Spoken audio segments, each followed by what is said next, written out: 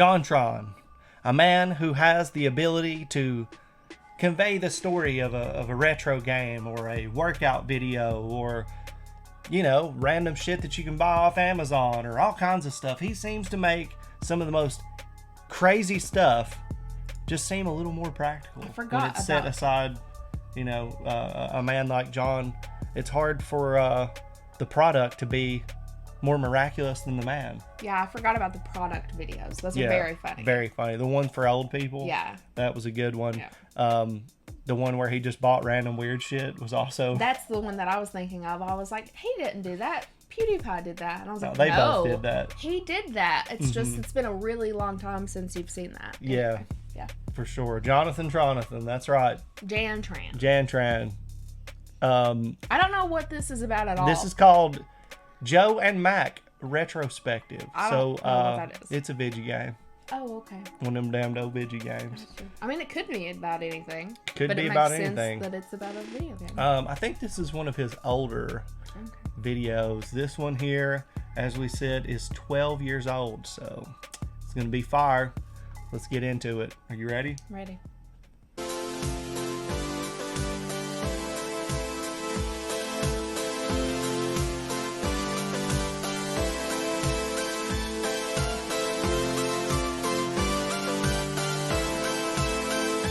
JonTron.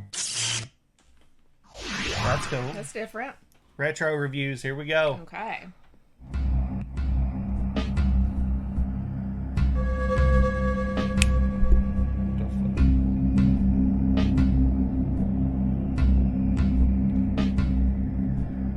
Hey, Joe and Mac.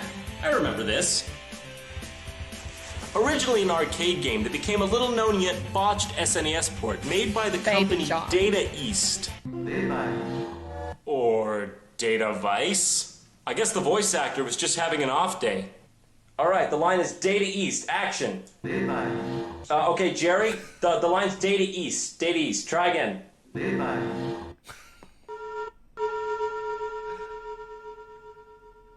What the hell? I feel somewhat compelled to revisit this game. Let's dive in, shall we? Oh my god, he always stresses me the fuck out with this.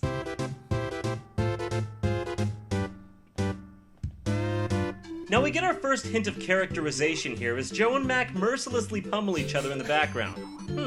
You can choose from 1, 2, or 2-player super, but super mode is hardly as advertised. It just makes it so you can beat the shit out of your partner and stand on his head. Real super. Let's just go with 1 player, shall we?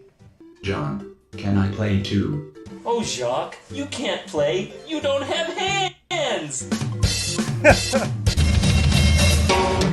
Oh yes. To my surprise, this is something I often forget. I've always rather liked this game, but I have to say, it's one of those games, you know the kind? It seems like a game where the people making it didn't have much skill in programming. Everything's a bit stiff and weird.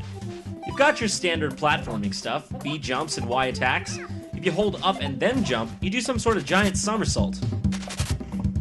This comes in rather useful at times because of the game's rather difficult jumps, which you'll see later. You've got your standard affair of prehistoric enemies, pterodactyls, cavemen.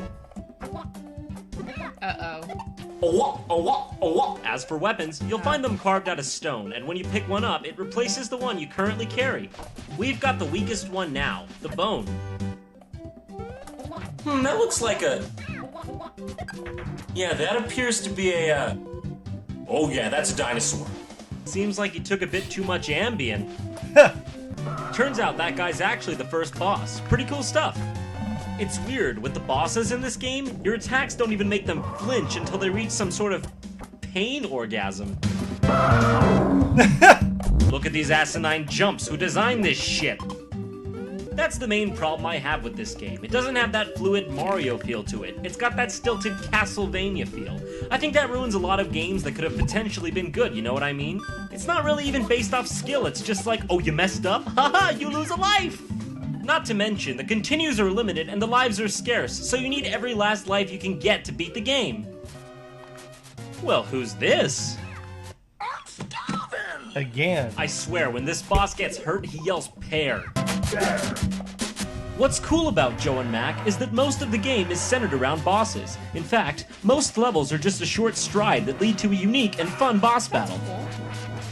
It's a nice departure from the standard formula that pays off in a lot of ways. One notable battle isn't even a boss at all, it's just a bunch of fish that make up one entire entity. Damn. Another nice thing is the variety in levels. Each one has its own art style, which enhances the overall feeling of diversity in the game. This is a pretty cool level, very atmospheric, and I like the music. This right here is pretty much the best weapon in the game, the wheel, but I like to think of it as a donut. When you have this thing, that's not the real enemy. That is. It'll replace your current weapon, like I said. And these bone clubs are everywhere for some reason. Gotta weave through this shit. Oh, fuck. Here's another example of a unique boss. Oh yeah, get some. Whoa, his tusk fell off? Shit. That's pretty raunchy. Holy shit, what the fuck? His trunk fell off? Oh, that's horrible. Great, you've done it. You've gored an innocent animal. Where do these girls come from anyways? Were they just waiting in the wings? They could just leave, it's not like anyone's forcing them to be there. Once again, the variety of levels is rather impressive. Hey, hold on a minute. Is that Onyx? That's just the boss's head from the first level stapled onto some balls. I guess they were running low on ideas. I swear, every boss in this game has like a chewing tobacco addiction or something. Just watch.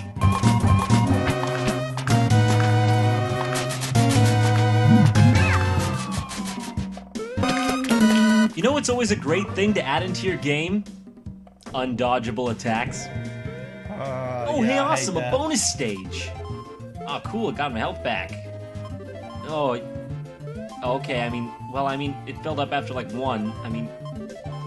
Okay, just like one was fine. Well, here we have the final stage. Oh, god damn it, another one? Did they wow. really have to recycle the same boss Right. 3 times? Not to mention, this one's hard as gravy train tits. Gravy Tight. train We beat it with tits. half a What the heart fuck? and 0 lives to spare. Talk about good fortune. So, Joe decides for whatever reason that it's a good idea to go inside this dinosaur. And awesome, it's like a level inside of him. Shit, What? we died. Well, we better continue. That was gross. Did it start over? Oh, fucking wonderful. You don't get a midpoint save. You gotta do the whole thing in one run. Beat the dinosaur again, go inside, and get to the final boss, which is a devil thing? What? That What? doesn't make any sense. So we beat him. Yeah. Oh, never mind. He just pulled a bayonetta on us. I really love this. Motherfucker. The music finally changes from the normal boss music to this kind of psychedelic tone. And the boss becomes really hard. There are no cheats for this game, so when I was a kid, it was always a real struggle actually getting this far. But when I finally did, it was sort of mystical. It's not so much that his animated sprite was so amazing in itself, it's just that the only way you could see him was to actually play this far. It's a pretty decent mix of challenge and fairness. You'll probably have to give it a few goes before you finally get it, but when you do, fuck yeah! So that was Joe and Mac. Yeah. That's pretty much where things would come to a close, but I seem to recall one other game. John, it has returned. Data East actually made a sequel to Joe and Mac. In Japan, it was known as Joe and Mac 2, but in the English release, it was known only as Congo's Caper. As a kid, this caused a lot of confusion for me. I don't really want to revisit it, but...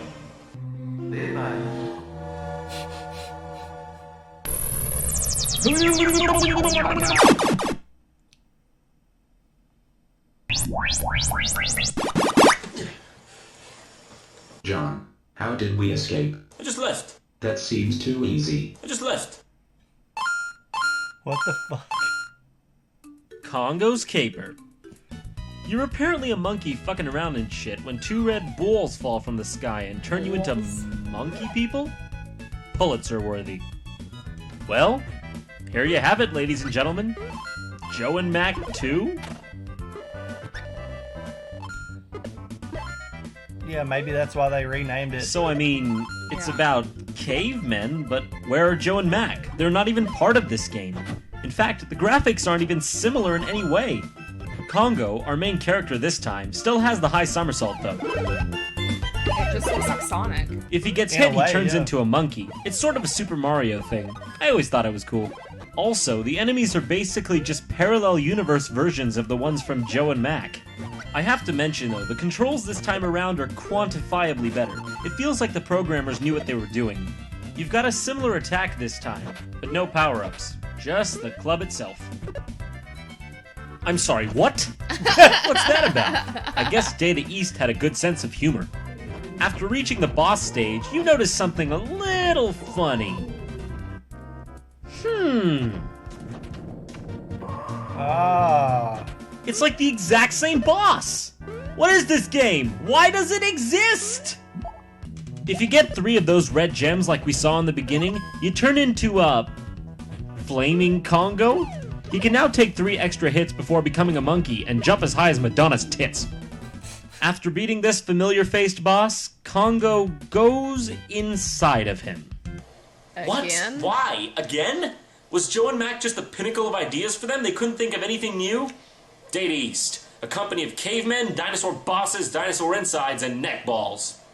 Look at this boss. I think it's a girl. It's even similar to the last boss of Joe and Mac, but Yeah. not nearly as cool. You club her in the vagina a few times and beat the first world. Who are these guys, the Nerd Brigade? To the comic book store! As it Oh my turns God. out, those unintimidating fellows are the bosses for the next 4 levels, which you can pick in your own order. Fire World, Water World, Spooky World, Japan World. What is it with Japanese games and having Japan-themed levels? American games don't have America-themed levels. Although that would probably be pretty cool. I have no idea what to think of it. None. Why did they make it? Did they think no one would notice how weirdly similar it was? And also, in Japan, why was it called Joe and Mac 2 if it has nothing to do with Joe and Mac? Data East. John C. Stennis. Motherfucker.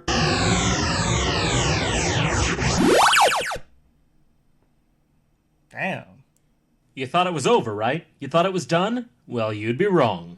Ironically, there is a Joe and Mac 2. It's called Joe and Mac 3, Lost in the Tropics. It's nonsense. Utter Is it gonna nonsense. have Joe and Mac? That's like making did. Home Alone and then making its sequel Honey, I Shrunk the Kids, but calling it Home Alone 2. They're both family movies, so it shouldn't matter, right? Then making the real Home Alone 2, but calling it Home Alone 3. Lost in the Tropics. Where's the sense in that? None. It's notable that this game is far better than either of its predecessors in the technical area, but overall, it's just not as charming. This time around, the jumping is spot on, the awkward high somersault is gone, and the enemies actually respond to getting hit. It's got more of an adventure game style, and doesn't have a level select, just areas. Also, this time the donuts aren't weapons, they serve as a type of currency. There's not much more to be said about this game, except that an arcade sequel called Joe and Mac Returns was made. And also, there's an HD remake coming up for the Xbox Live Arcade, PSN, and PC soon. Yeah, I mean, that's pretty much it. Oh, you just left too? Yeah, I just left.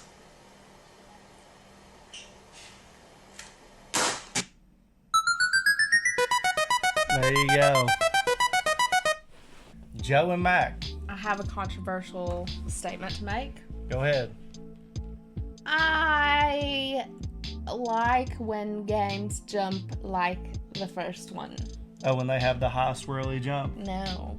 Like when you jump and then you just jump straight down, like, and it's not a fluid. Like a bone. Yeah, because things are usually at a slower pace and you can time things out, and then like you're not gonna accidentally like slide into them, so it's easier. For me, it just depends on what game it is, because like there's, you know, a period of time when you start playing something where you understand how it moves, Yeah. and so I can usually just adapt to whatever the game has. It was funny because I was watching the first one and I was like, well, the graphics aren't that bad. And I was like, Yeah. oh, it jumps like I like it to. And then he's like, and it even does this awful thing. And I was like, oh, that's bad. I thought, well, I didn't think it was good, but I prefer it. Yeah. Aqua Finessi Connoisseur. Accident. Lead. For those of you that don't know, Nikki has a very funny noise that she makes when she makes mistakes in games or something's getting the better of her. It's really, really funny. Tune in for our live streams to check that out for yourself. You'll get to see it. I'm gonna have to like find a clip and put it in there. I think it would be really fun to see you play some of these old platformers, like some of these old Super Nintendo games and things, because they're really challenging. And I get pissed off easily. You will be a rage machine. I don't know why there's this no just doubt. reminded me of Rayman. Like did you ever play that game? Yeah, Rayman is a platformer. So yeah. I don't know. Yeah. Anyway. They're in the same. This tells style you of how games. much I know about games. I'm trying to contribute to this conversation. Right. JonTron is awesome. If you haven't subscribed to his channel, I suggest that you go ahead and do that and give this video a like. There will be a link down in the description where you can go check it out for yourself and support the man. Why wouldn't you? A 12-year-old video? That sounds great. You can watch it and feel like you're back in time. 12 years ago. Yeah, he was like Baby John. Baby John. Yeah. And if you enjoyed our reaction to this, you could always subscribe to our channel. Give us a like on this video. Give us some suggestions for things you would like to see us react to in the future. You can do that down in the comments below. You can do that on our Discord or on our Patreon if you are a patron. We also live stream. We're live streaming right now. Mike Shay's in the house. Glove Clan. Fred. Move Astroya. Gwen. Dr. Dell. We have lots of friends that like to hang out with us and chat and chill whenever we are live streaming. And we do that on Thursday at 2 p.m. Eastern Standard Time, exclusively on Twitch. Yes. You can follow us with the link down in the description. We will be live streaming reactions, and you can be included and get a shout out, just like the homies that I just gave a shout out to. We also live stream on Monday and Thursday evenings at 6:30 Eastern Standard Time. And we play video games, like we've been playing through the new Resident Evil Village DLC. Who knows what we'll jump into. I'm trying to stream some Pokemon, the new Pokemon game. We're going to be getting Hogwarts Legacy whenever it comes out. Super excited. Lots of fun stuff. If you guys want to hang out with us, you could just check out all the links in the description and do that. But for this video, I think that's going to do it. That's going to do it. See you guys. See y'all.